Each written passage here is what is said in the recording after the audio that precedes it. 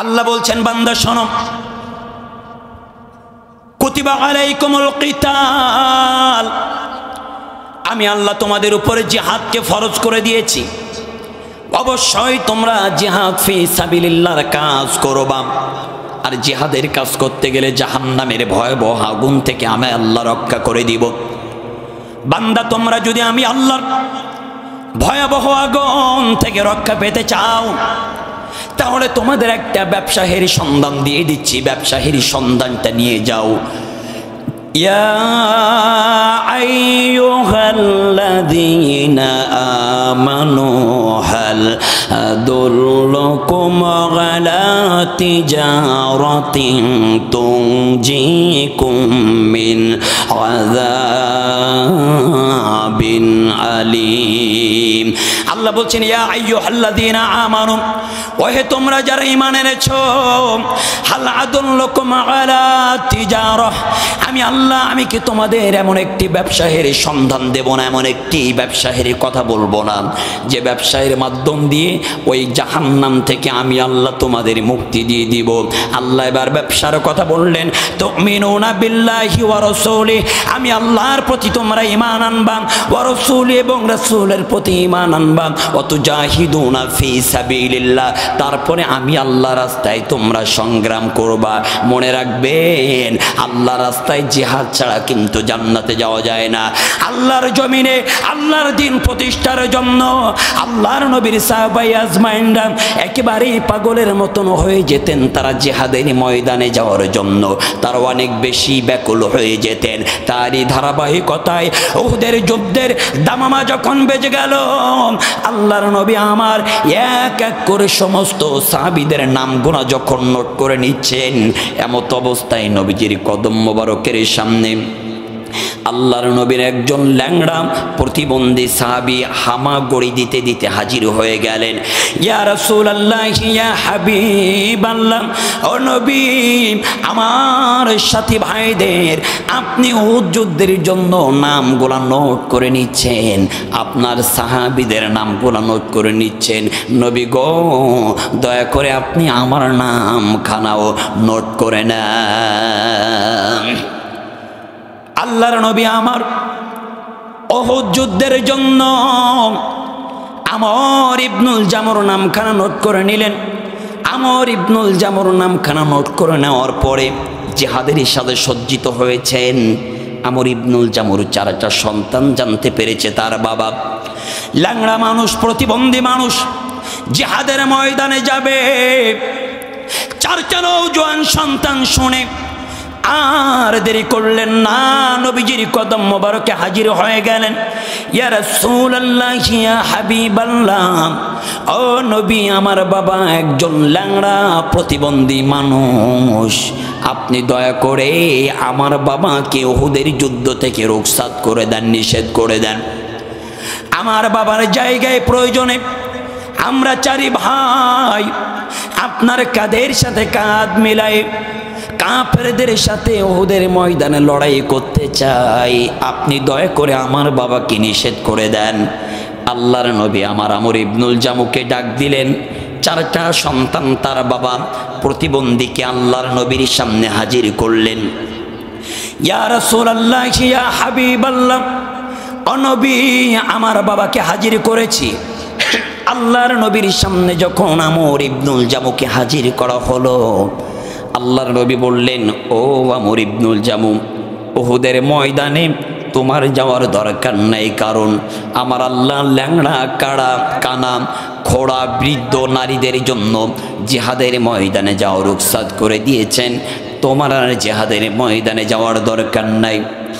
আল্লাহর নবী আমার আমর ইবনুল জামুকে যখন এই কথা বললেন, আমর ইবনুল জামুর চোখ দিয়ে টপ টপ করে পানি পড়ে দাড়ি মোবারক গুলো ভিজে যায়। আল্লাহর নবীকে ডাক দেয়, নবী, আপনি আমার নিষেধ করবেন না, কারণ আমি জিহাদের ময়দানে যেতে চাই। আর আমি আমর ইবনুল জামু ল্যাংড়া প্রতিবন্ধী হতে পারি, আমার নাকের মধ্যে শাহাদাতের ঘ্রাণ প্রবেশ করেছে। ইয়া রাসূলুল্লাহ, আপনি আমার নিষেধ করবেন না।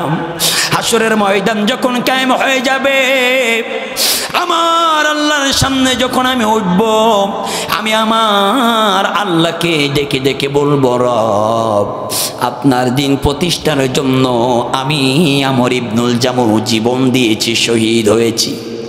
ইয়া রাসূলুল্লাহ, আমি আমর ইবনুল জামু উহুদের ময়দানে যেতে চাই, আবার আমার 4টা সন্তানও যদি যেতে চায়, আমি তাদের বিন্দু পরিমাণ নিষেধ করব না। তারা আপনার কাঁধের সাথে কাঁধ মেলায় উহুদের ময়দানে কাফেরদের সাথে লড়াই করুক। আল্লাহ যখন বলবে তখন আমি বলবো, রব আমি দিন প্রতিষ্ঠার জন্য শহীদ হয়েছি। শুধু আমি নয়, আমার 4টা সন্তানও দিন প্রতিষ্ঠার জন্য শহীদ হয়েছে। আমার আল্লাহ যখন জিজ্ঞাসা করবে, আমি আমার আল্লাহর সামনে বুকটা ফুলিয়ে সিনা টান টান করে গর্বের সাথে যেন বলতে পারি, আমি জিহাদের ময়দানে গিয়ে দিন প্রতিষ্ঠার জন্য শহীদ হয়েছি, আমি রক্ত দিয়েছি, আমি জীবন দিয়েছি। আমি আমর ইবনুল জামুর সাহাবীদের জীবনী এই ঘটনা পড়তে পড়তে উহুদের যুদ্ধের আরো কিছু ঘটনা চোখের সামনে চলে আসলো। তার মধ্যে আল্লাহর নবীর 2 জন সাহাবী, একজনের নাম হলো সাদ ইবনে আবি ওয়াক্কাস, আর একজনের নাম হলো আব্দুল্লাহ ইবনে জাহাশ, যারা ছিল অত্যন্ত ক্লোজ বন্ধু। এই 2 জন সাহাবী আগামীকাল জিহাদের ময়দানে যাওয়া লাগবে, জিহাদের সাথে সজ্জিত হয়েছেন, প্রস্তুতি গ্রহণ করেছেন। সাদ ইবনে আবি ওয়াক্কাস তার বন্ধু আব্দুল্লাহ ইবনে জাহাশকে ডাক দেয়, ও আব্দুল্লাহ ইবনে জাহাশ, কালকেই তো আমরা উহুদের যুদ্ধের জন্য প্রস্তুতি নিচ্ছি, উহুদের ময়দানে চলে যাব, কিন্তু নবীজি আমার বলেছেন জিহাদে যাওয়ার পূর্ব মুহূর্তে আল্লাহর কাছে 2 রাকাত নামাজ পড়ে দোয়া করলে আল্লাহ ফেরায় দেন না। ও আব্দুল্লাহ ইবনে জাহাশ, চলো আমরা উহুদের একটা কোনায় 2টা রাকাত নামাজ আদায় করে আল্লাহর কাছে চোখের পানি ছেড়ে দিয়ে দোয়া করি। বলল আচ্ছা ঠিক আছে, রাজি হয়ে গেলেন। উহুদের ময়দানে চলে গেলেন, একটা কোনায় 2 রাকাত নামাজ শেষ করে কে আগে দোয়া করবেন এটার মধ্যে একটা ডোরা হয়ে গেল। ডোরার মধ্যে সাদ ইবনে আবি ওয়াক্কাসের নামটা ভেসে উঠল। সাদ ইবনে আবি ওয়াক্কাসকে আব্দুল্লাহ ইবনে জাহাশ ডাক দেয়, ভাই তোমার নাম যেহেতু উঠেছে, এই মুহূর্তে নামাজ শেষ করে তুমি দোয়া করো। সাদ ইবনে আবি ওয়াক্কাস আর দেরি করলেন না, 2খানা হাত উত্তোলন করে আল্লাহর কাছে দোয়া শুরু করলেন, আল্লাহ আগামীকালকে উহুদের ময়দানে যাব, কাফেরদের সাথে লড়াই করব, ওই কাফেরদের সবচাইতে বড় যে শত্রু, ওই শত্রুর সামনে যেন আমি পড়ি, তার সাথে যেন আমি লড়াই করতে পারি। এক পর্যায়ে লড়াই করতে করতে করতে আমি যেন তাকে হত্যা করে জাহান্নামের খোরাক বানাইতে পারি, আর তাকে জাহান্নামের খোরাক বানানোর পরে তার গনিমতের মালগুলা যেন আমাদের হয়ে যায়। এই কথা বলে সাদ ইবনে আবি ওয়াক্কাস মোনাজাত শেষ করলেন। আব্দুল্লাহ ইবনে জাহাশ আমিন আমিন বলে মোনাজাত শেষ করলেন। সাদ ইবনে আবি ওয়াক্কাস বললেন, ভাই আব্দুল্লাহ ইবনে জাহাশ, এবার আপনার পালা, আপনি দোয়া করেন। আব্দুল্লাহ ইবনে জাহাশ 2খানা হাত উত্তোলন করে আল্লাহর কাছে দোয়া শুরু করে দিলেন, আয় আল্লাহ তাআলা, আগামীকালকে জিহাদের ময়দানে আমার নবীর কাঁধে কাঁধ রেখে কাফেরদের সাথে লড়াই করব, উহুদের ময়দানে আমারও যেন কাফেরদের সাথে দেখা হয়। আমি কাফেরদের সাথে লড়াই করতে করতে এক পর্যায়ে যেন কাফেরদের আঘাতে আমার সমস্ত নিথর দেহ খাড়া একেবারে জর্জরিত হয়ে যায়, আমার সমস্ত শরীর দিয়ে যেন দর দর করে রক্ত পড়ে এই জমিনের মাটিগুলা লাল হয়ে যায়। শুধু তাই নয়, ওই নিষ্ঠুর কাফেরদের তরবারির আঘাতে তারা যেন আমার পেটটা ফাইল করে আমার ভুঁড়িগুলো যেন তারা বের করে দেয়, তারা যেন তাদের বিষাক্ত ছুরি দিয়ে দিয়া আমার চোখগুলো তুলে ফেলে, আমার কান কেটে ফেলে, আমার নাকটা যেন কেটে ফেলে। আমি যখন হাসরের ময়দানে আল্লাহর সামনে উঠে দাঁড়াবো, আল্লাহ বলবে কি ব্যাপার ও আব্দুল্লাহ ইবনে জাহাশ, তোমার নিঠোর দেহে রক্ত কেন, তোমার জুব্বা মুবারকে রক্ত কেন, তোমার চোখ কোথায়, তোমার কান কোথায়, আর তোমার নাক কোথায়, তোমার পেটটা কেন আলাদা, তোমার ভুঁড়িগুলো কোথায়?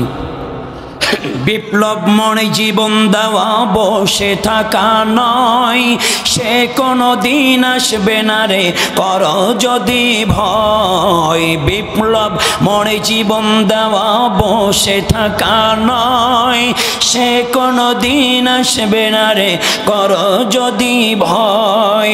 আসবে বিজয় রক্ত আর জীবনের বিনিময়, আসবে বিজয় রক্ত আর জীবনের বিনিময়। বিপ্লব মনে জীবন দেওয়া বসে থাকা নয়, সে কোনো দিন আসবে না রে কর যদি ভয়। বিপ্লব মনে জীবন দেওয়া বসে থাকা নয়, সে কোনো দিন আসবে না রে কর যদি ভয়। ভয় করে বসে থাকলে চলবে?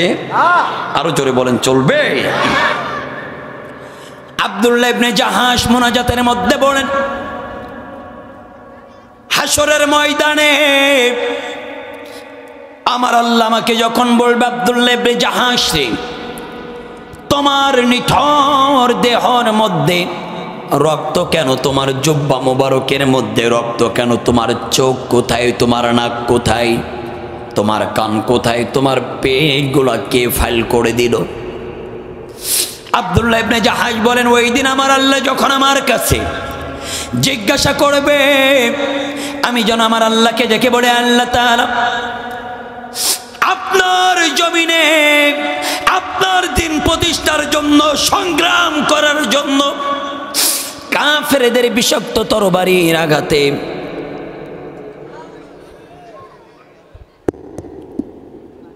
কাফেরদের বিষাক্ত তরবারির আঘাতে আমার নিঠোর দেহখানা রক্তে রঞ্জিত করে আমাকে শহীদ করে ফেলে দিয়েছে। আমি আল্লাহর কাছে বলবো আমি শহীদ হয়েছি। এভাবেই বলে মোনাজাত শেষ করলেন সাদ ইবনে আবি ওয়াক্কাস আমিন আমিন বললেন। আব্দুল্লাহ ইবনে জাহাশের মোনাজাত শুনে সাদ ইবনে আবি ওয়াক্কাস চোখে পানি ধরে রাখতে পারলেন না, হাউমাউ করে কান্না করে বললেন, আমার আল্লাহ মনে হয় আব্দুল্লাহ ইবনে জাহাশের দোয়াটা হয়তো বা কবুল করে নিতে পারে। পরের দিন উহুদের দামামা বেজে গেল। কাফেররা যখন লড়াই শুরু করে দিল মুসলমানদের সাথে, আল্লাহর নবীর অসংখ্য সাহাবীরা শহীদ হয়ে গেলেন। মুসলমানদের পক্ষে যখন বিজয় চলে আসলো, সাহাবীদের লাশগুলা খোঁজা আরম্ভ হয়ে গেল। হযরত সাদ ইবনে আবি ওয়াক্কাস বলেন, আমি আমার বন্ধু আব্দুল্লাহ ইবনে জাহাশের লাশখানা খোঁজা শুরু করে দিলাম। খুঁজতে খুঁজতে উহুদের ময়দানের এক কোণে আমি একটা লাশ পড়ে দেখতে পেলাম। আমি সাদ ইবনে আবি ওয়াক্কাস আর দেরি করলাম না, আমি হাঁটি হাঁটি পা পা করে সেখানে চলে গেলাম। গিয়ে দেখি ওই লাশটার কারণ নয়, ওই লাশটা আমার বন্ধু আব্দুল্লাহ ইবনে জাহাশের লাশ। আমি আমার বন্ধু আব্দুল্লাহ ইবনে জাহাশের লাশের পাশে গেলাম। আমার বন্ধু আব্দুল্লাহ ইবনে জাহাশের লাশখানা একেবারেই তরবারির আঘাত দিয়ে খণ্ড বিখণ্ড করে ফেলেছে। তার চোখগুলা খোসায় খোসায় তুলে ফেলেছে, নাকটা কেটে ফেলেছে, কানটা কেটে ফেলেছে। এমনকি তার ভুঁড়িগুলা বাহির করে দিয়েছে। আব্দুল্লাহ হযরতে সাদ ইবনে আবি ওয়াক্কাস বলেন, তার লাশখানা পাওয়ার পরে তার অঙ্গ প্রত্যঙ্গ গোলা খোঁজা শুরু করে দিলাম। আমি দেখলাম একটা বাবলা গাছের কাঁটার মধ্যে মালার মতন করে তার নাক, তার চোখ, তার কানগুলা ফুটিয়ে ফুটিয়ে সাজিয়ে রেখেছে উহুদের কাফেররা। আমার ভাই, আমার বন্ধু সাদ ইবনে আবি ওয়াক্কাস বলেন, আব্দুল্লাহ ইবনে জাহাশের লাশখানা দেখে আমি হাউমাউ করে কেঁদে ফেললাম আর বললাম, আমার ভাই শহীদ হয়েছে, আমার ভাইয়ের জন্য আমার আল্লাহ জান্নাত নির্ধারণ করে রেখেছে। হযরত আব্দুল্লাহ ইবনে জাহাশ শহীদ হয়ে গেলেন। ঠিক তদরূপ আমর ইবনুল জামু বলেন, আমি যখন আমার আল্লাহর আদালতে উঠব, আমার আল্লাহ যখন বলবে, ও আমর ইবনুল জামু তোমার এই অবস্থা কেন, আমি যেন আমার আল্লাহর সামনে বলতে পারি, আয় আল্লাহ তাআলা, আমি দিন প্রতিষ্ঠার জন্য শহীদ হয়েছে, আমার সন্তানগুলো শহীদ হয়েছে। উহুদ যুদ্ধের দামামা যখন বেজে গেল, আল্লাহর নবী আমার আমর ইবনুল জামুর চারটা নওজোয়ান ছেলে সন্তানকে ডেকে বললেন, তোমার বাবার বাধা দিও না। নবীজি আমার অনুমতি দিয়ে দিলেন। জিহাদের সাথে সজ্জিত হয়ে হামাগুড়ি দিতে দিতে উহুদের ময়দানে হাজির হয়ে গেলেন। বিশাল তুমুল লড়াই হচ্ছে, বিশাল তুমুল যুদ্ধ হচ্ছে। আল্লাহর নবী আমার বলেন, আমি দেখলাম যুদ্ধ হচ্ছে, আমার ল্যাংড়া প্রতিবন্ধী আমর ইবনুল জামু হামাগুড়ি দিতে দিতে দিতে উহুদের ময়দানে যখন প্রস্তুতি গ্রহণ করেছে, কাফেরদের সাথে লড়াই করছে, হঠাৎ করে পিছন দিক দিয়ে একজন কাফের আমার ল্যাংড়া আমর ইবনুল জামুর শরীরে আঘাত করেছে। আমার প্রতিবন্ধী আমর ইবনুল জামু জমিনের মধ্যে লুটিয়ে পড়েছেন। কয়েকটা আঘাত করার পরে আমার আমর ইবনুল জামু শহীদ হয়ে গিয়েছেন। আমার আমর ইবনুল জামু যখন শহীদ হয়ে গিয়েছেন, আমি আসমানের দিকে তাকিয়ে দেখলাম আমার আমর ইবনুল জামুর জন্য জান্নাতের দরজা খুলে গিয়েছে। আল্লাহ বলেন, কুতিবা আলাইকুমুল কিতাল, ও বান্দা, আমি আল্লাহ তোমাদের জিহাদকে ফরজ করে দিয়েছি। আর সেটা তোমাদের কাছে অপছন্দ মনে হয়, সেটা তোমাদের কাছে অপ্রিয় মনে হয়, শুনে রাখো, জিহাদের ময়দান অপ্রিয় কোনো জায়গা নয়। জিহাদ সন্ত্রাসকে প্রমোট করে না। জিহাদ এক জিনিস আর সন্ত্রাস কিন্তু আর এক জিনিস। জিহাদ করলে আল্লাহর জান্নাত পাওয়া যায়, আর সন্ত্রাসী করলে আল্লাহর জাহান্নামে যাওয়া লাগে।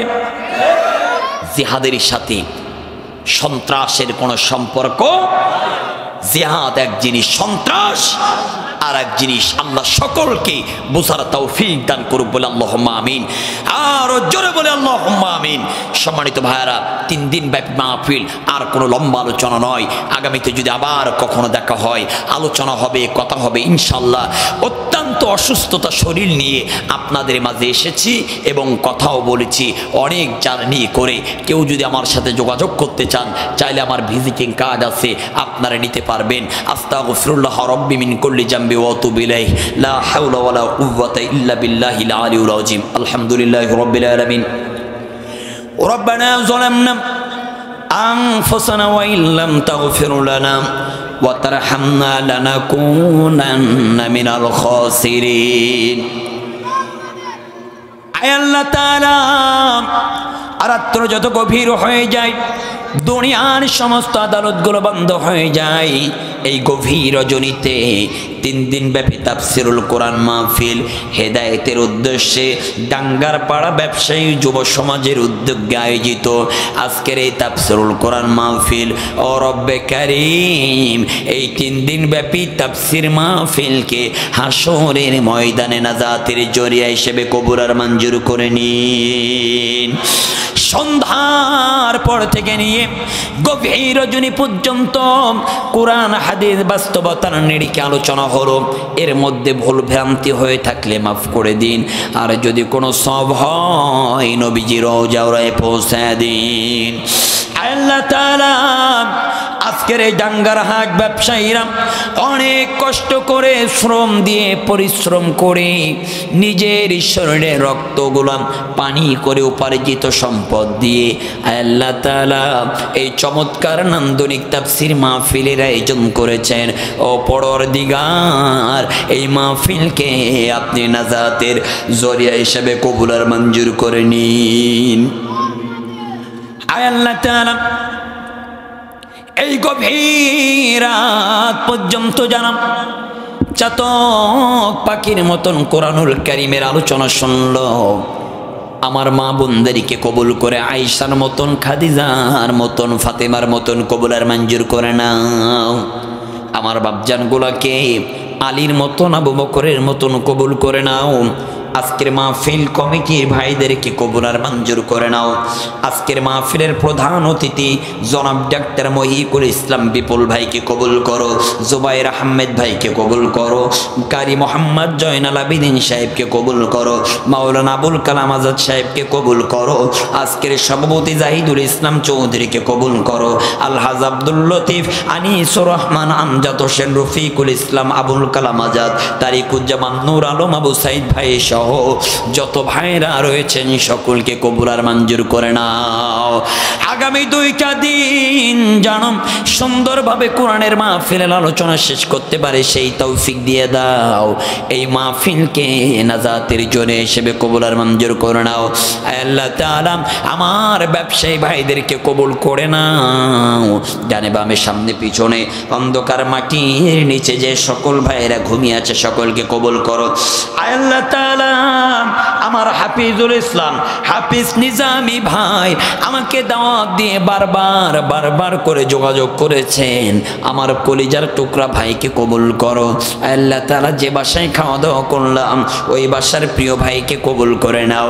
এই এলাকার ইসলামী আন্দোলনের কর্মীদের কবুল করে নাও। আমার জামাত ইসলামীর ভাই, বিএনপির ভাই, ছাত্র শিবিরের ভাই, আল্লাহ তাআলা সকল ভাইদেরকে কবুল আর মঞ্জুর করে নাও।